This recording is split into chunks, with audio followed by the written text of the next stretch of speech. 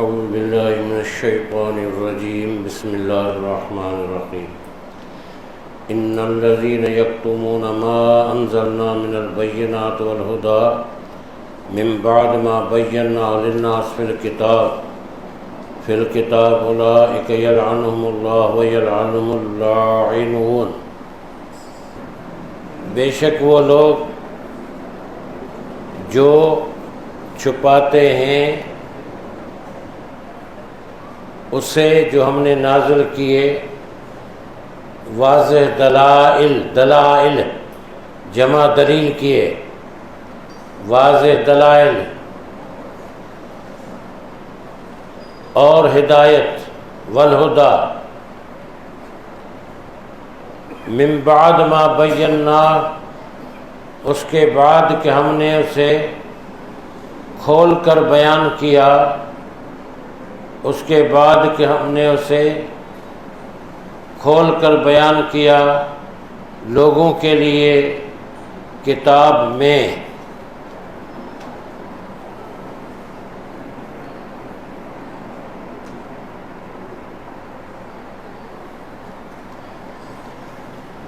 یہ وہ لوگ ہیں، لعنت کرتا ہے اللہ ان پر،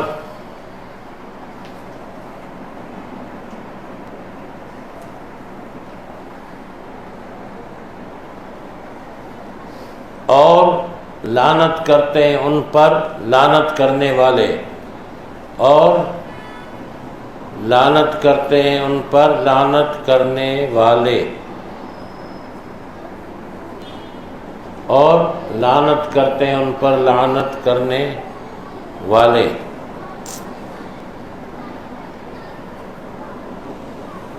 آیت کا مطلب ہے کہ یہ یہود و نصارہ جن کو کتاب ہم سے پہلے دی گئی، اس کتاب میں رسول اللہ صلی اللہ علیہ وسلم کے آمد کی نشانیاں، قرآن کی اور رسول اللہ صلی اللہ علیہ وسلم کے آنے کی جو نشانیاں تھیں اس کو انہوں نے اپنے لوگوں سے چھپایا یا اس میں تعریف کر دی اور اس کو چھپایا۔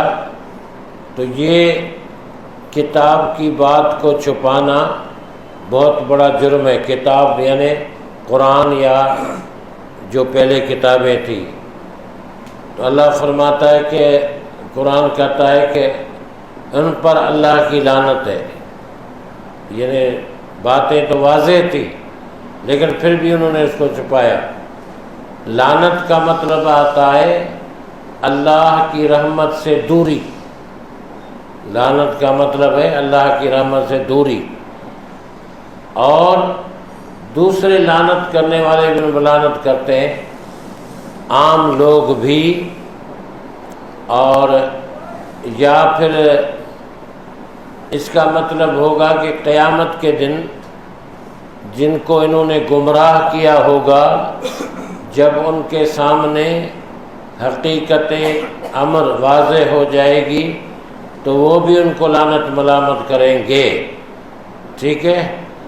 الا الذین تابوا واصلحوا وبینوا فاولئک اتوب علیہم وانا التواب الرحیم۔ مگر وہ لوگ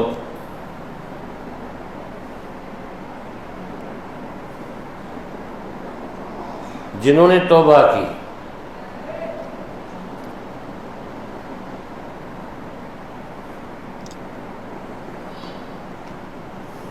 اور اپنی اصلاح کی، وَأَصْلَحُوا، اور اپنی اصلاح کی،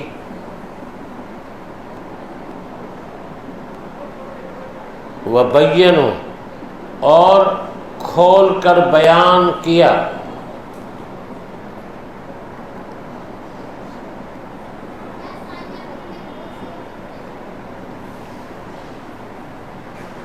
تو یہ وہ لوگ ہیں،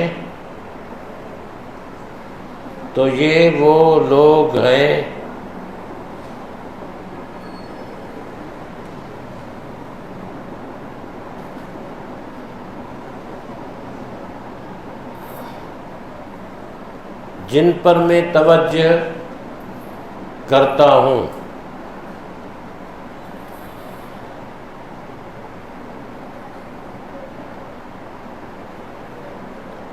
اتوب الیہ کا مطلب ہے جن کی میں توبہ قبول کرتا ہوں، یہ لکھ لیں، صحیح۔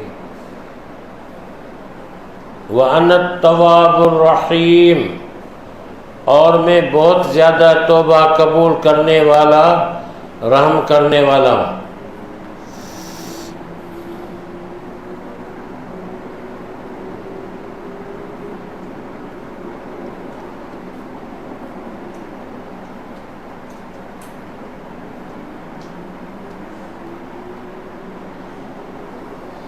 آیت کا مطلب ہے کہ جو ان چیزوں سے باز آ گئے، توبہ تائب ہوئے، اللہ فرماتا ہے پھر میں ان کی توبہ قبول کرتا ہوں، اور میں بہت زیادہ توبہ قبول کرنے والا ہوں۔ ان الذین کفروا وماتوا وهم کفار اولئک علیہم لعنۃ اللہ والملائکۃ والناس اجمعین، بے شک وہ لوگ جنہوں نے کفر کیا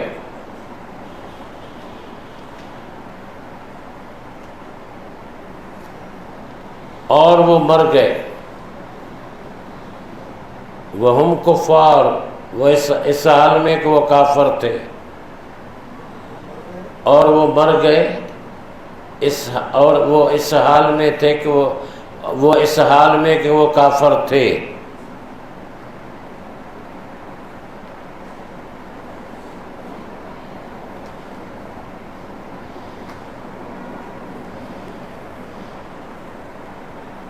تو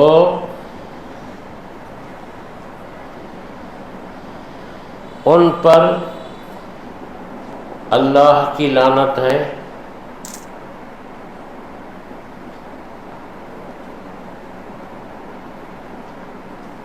اور فرشتوں کی،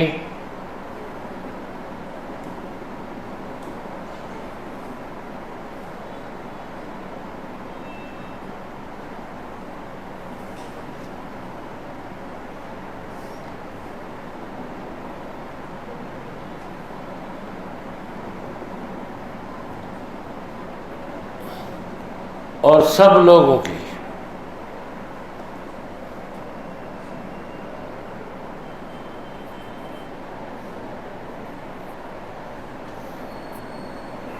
یہاں پر بتایا گیا کہ وہ جو کفر پر مرے، جنہوں نے کفر کیا، انکار کیا، حق درمی کی، پھر وہ اسی پر قائم رہے مرتے دم، اور اسی حالت میں ان کو موت آ گئی، تو پھر یہ لعنت کے حقدار ہیں، اللہ کی اور سب لوگوں کے ان پر لعنت ہے۔ پھر خالدین فیہا لا یخفف عنہم العذاب ولا هم ینظرون، خالدین فیہا، وہ اس میں ہمیشہ رہیں گے، یعنی لعنت میں ہمیشہ رہیں گے۔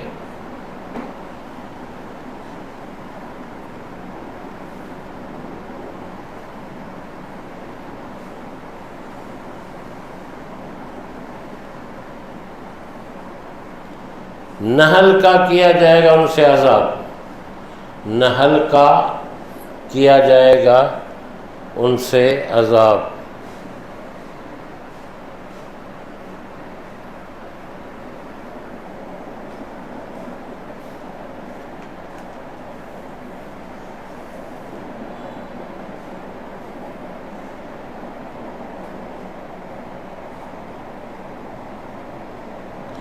اور نہ ان کو مہلت دی جائے گی،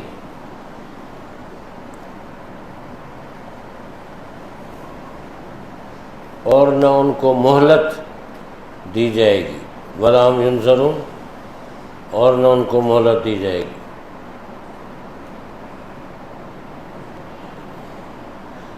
بس مطلب اس کا واضح ہے، وہ لعنت میں ہی پڑے رہیں گے۔ لعنت میں پڑے رہنے کا مطلب دوزخ، عذاب، رحمت سے دوری۔ وَإِلَٰهُكُمْ إِلَٰهٌ وَاحِدٌ لَا إِلَٰهَ إِلَّا هُوَ الرَّحْمَٰنُ الرَّحِيمُ، اور تمہارا معبود اللہ ایک ہی ہے، اور تمہارا معبود اللہ ایک ہی ہے۔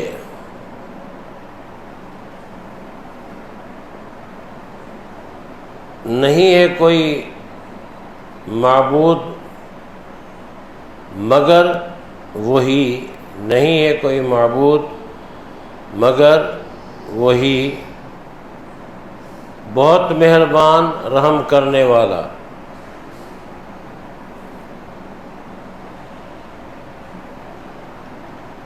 بہت مہربان رحم کرنے والا۔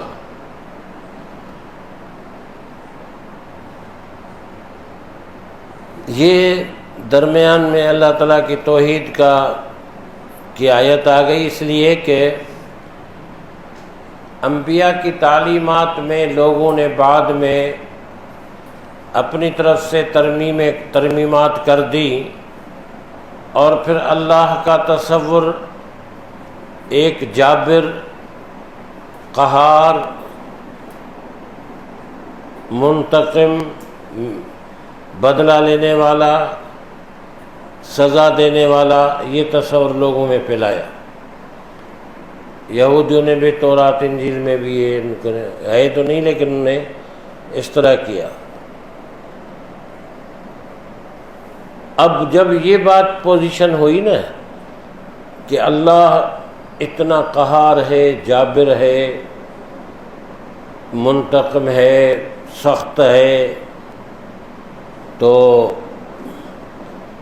دنیا کی طرح لوگوں نے سوچا کہ جو بڑا بادشاہ ہوتا ہے، جابر ہوتا ہے، عامر ہوتا ہے، اس کو راضی کرنے کے لیے پھر اس کے درباری ہوتے ہیں، اور ان کے پاس پہنچا جائے، پہلے ان سے کہا جائے، ان کو مال رشوت دی جائے کہ وہ بادشاہ کو نرم کریں اور ہماری بات سنیں وغیرہ۔ تو یہی بات جو ہے وہ رب کے لیے انہوں نے سوچی لوگوں نے کہ اللہ اتنا بڑی ذات والا ہے تو اس پر پہنچنا ہمارا تو مشکل ہے، اس کو کیسے راضی کریں گے؟ وہ اگر ناراض ہو جائے تو راضی کیسے کریں گے؟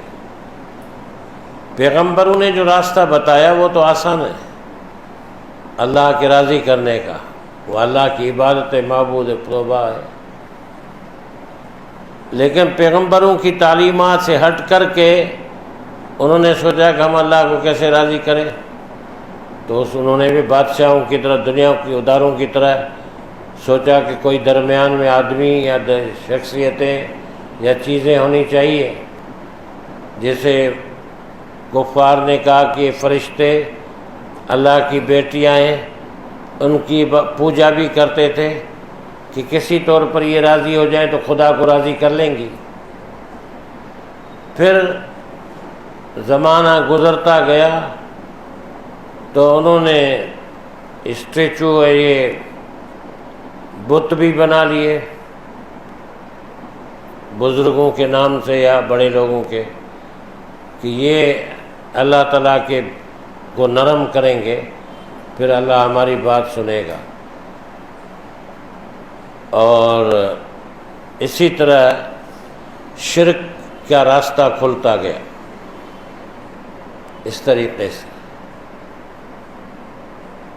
پیغمبروں نے یہ بتایا کہ اللہ کو راضی کرنا آسان ہے، اللہ رحمان و رحیم ہے، اس کے 99 ناموں میں اگر کوئی سخت نام تمہیں نظر آئے گا تو 1 یا 2 ہوں گے، وہ اس بنا پر ہوں گے کہ وہ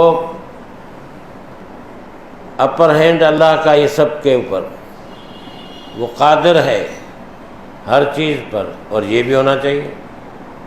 لیکن باقی جتنے بھی نام ہیں وہ صبور ہے، شکور ہے، سمیع ہے، بصیر ہے، وہ رحمان ہے، وہ رحیم ہے۔ اب دیکھیں باقی سب رحمت والے نام ہیں، تو اس میں بھی ایک فرق ہے۔ اچھا، ہم لوگ جو یہ کبھی سوچتے بھی ہیں، کہتے بھی ہیں کہ بزرگ کسی کا واسطہ دے دو خدا کو، اس کے صدقے میں، اس کے واسطے میں کوئی یہ چیز نہیں۔ نیکی کا واسطہ دے سکتے آپ، کسی نیکی کا۔ وہ کل میں نے جمعے میں بات یہ کی تھی، وہ 3 آدمی جو بارش سے کسی غار میں پناہ لینے کے لیے گئے تو غار کا منہ بند ہو گیا۔ پھر ان لوگوں نے کہا اب نکلنے کا راستہ تو ہے نہیں، کیا کریں؟ انہوں نے کہا اپنی کوئی ایسی نیکی زندگی کی یاد کرو کہ جو تم نے خالصتاً وہ اللہ کی رضا کے لیے کی ہو، اس کا واسطہ دے دو۔ پھر انہوں نے ایسا کیا تو نکل آئے۔ آدمی کا واسطہ کیا ہے؟ اللہ کے ہاں وہ مقبول ہے یا نہیں ہے یہ ہمیں پتہ نہیں، آدمی کا واسطہ نہیں۔ اللہ کے اسماء گرامی کا واسطہ دے سکتے ہیں، اسماء حسنہ کا، وہ اللہ کے صفاتی نام ہے، اللہ کے نیکیوں کا، تلاوت کا، قرآن کا، ذکر کا، باقی نہیں۔ یہ ایک مشکل مسئلہ ہے جو میں آپ کے سامنے بیان کر رہا ہوں، مشکل مسئلہ ہے۔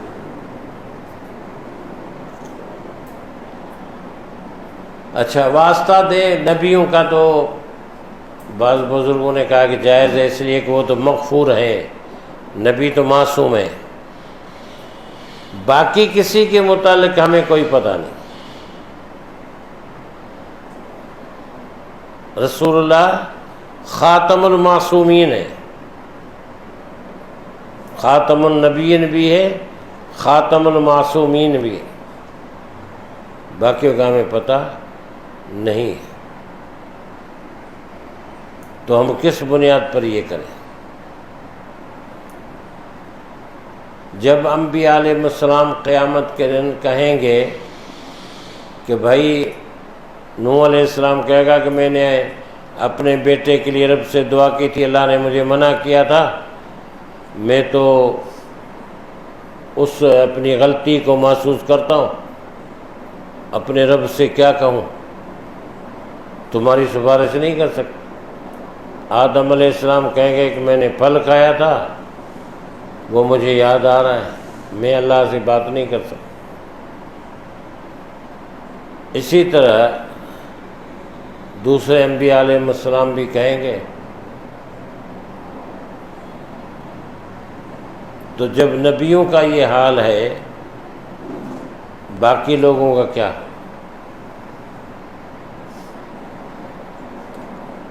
ٹھیک ہے، آج یہیں تک سبق۔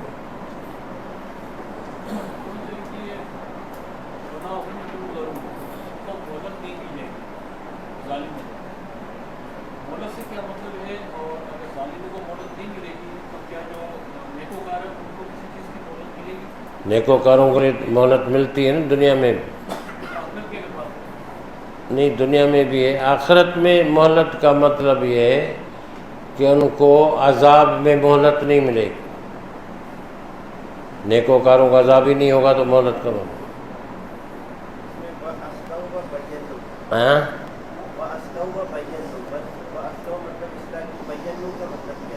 کھول کر بیان کیا انہوں نے، یعنی جن لوگوں نے چھپائی تھی باتیں، ان لوگوں نے یہ بھی اس میں شامل تھے، تو انہوں نے بعد میں اپنی اصلاح کی اور ان باتوں کو پھر کھول کر کے بیان کیا۔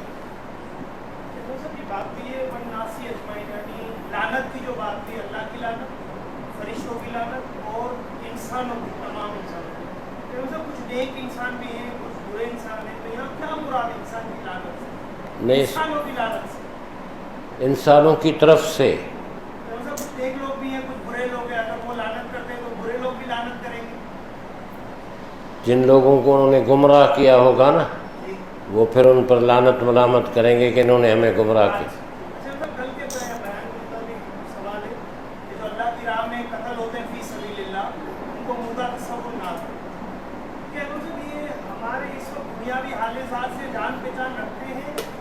کسی کا باپ ہے، کسی کا بیٹا ہے، وہ اپنے اہل و عیال کے متعلق ان کو اطلاع ہوتی ہے شہداء کو جو اللہ کی راہ میں شہید، یہ کوئی اتھینٹک بات نہیں ہے۔ کوئی حدیث میں صحیح حدیث سے ثابت نہیں. بٹ اتنا ہے کہ شعور ہمیں نہیں ہے. ہاں ہمیں نہیں. روک دی گئی ہے. اب اس طرح ہو جو واپس آ جائے دنیا میں بتایا کر کے، ایسا نہیں ہے، وہ بات دوسری.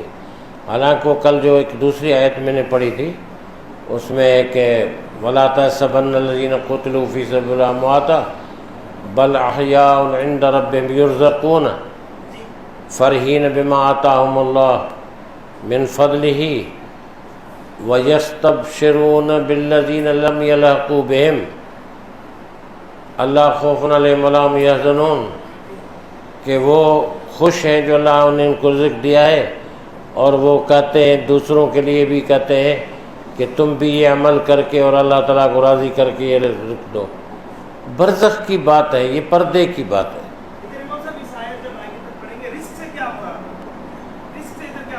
یہاں رزق نہیں، دونوں طرح کے. بعض کہتے ہیں کہ جنت کے پھل ان کو پہلے دیے جاتے ہیں، بعض کہتے ہیں کہ یہ روحانی غذا ہے ان کی. جیسے شہید کہے گا کہ اللہ تعالیٰ پوچھے گا کہ جنت مل گئی، اب تمہیں کیا چاہیے؟ بولا کہ مجھے واپس بھیج دے، پھر میں جہاد میں چلا جاؤں. اللہ تعالیٰ کہ یہ نہیں. ٹھیک ہے. الحمدللہ رب العالمین. اللہم ارحمنا وانصرنا وعافنا وعدنا وارزقنا واحفظنا واشفنا ربنا انک رؤوف رحیم.